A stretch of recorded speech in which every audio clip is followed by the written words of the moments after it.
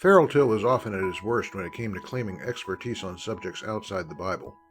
As we'll see, his attempt to define feudalism out of the biblical picture was a classic example of that.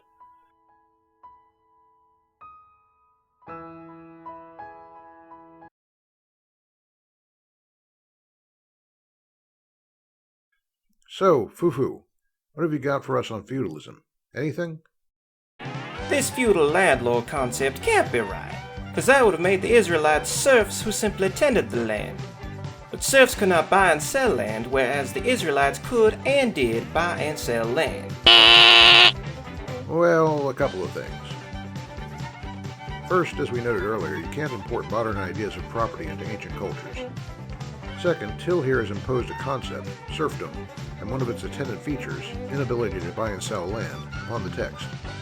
By doing so, he was shooting himself in the foot, since indeed the Israelites were forbidden to sell the land permanently, as he admitted it showed. More than that, Till did more than shoot himself in the foot here. He shot his entire self into oblivion. He claimed that to have feudalism, you had to have serfs. His only source to explain and define feudalism was these. Yeah, and only because it was a bit too early to use Wikipedia. In contrast, my source for defining feudalism was this work by a professor of history.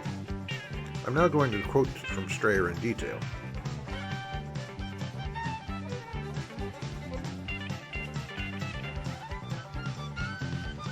Strayer briefly explains how the term feudalism was invented by the 17th century lawyers and antiquarians who were trying to understand the survival of feudal customs, which were in important ways contradictory to their understanding of law and politics.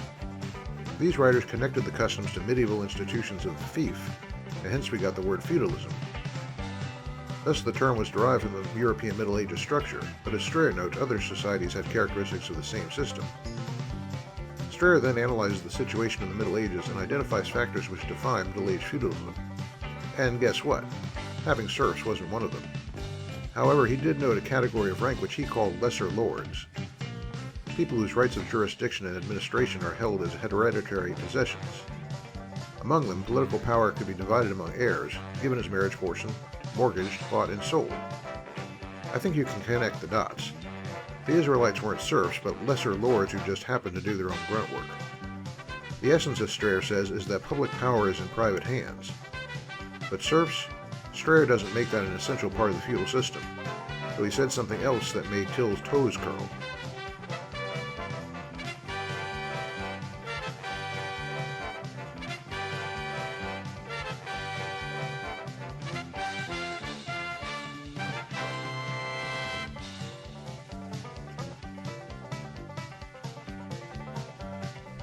That's as close to saying serf as Strayer got in his definitions. The problem, he notes, is that such exploitation occurred in many other societies.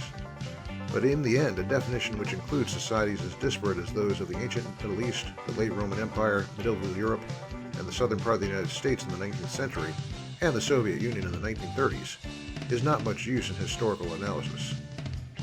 So there you have it. Till's definition is not much use. Serfs aren't an essential part of the feudal picture.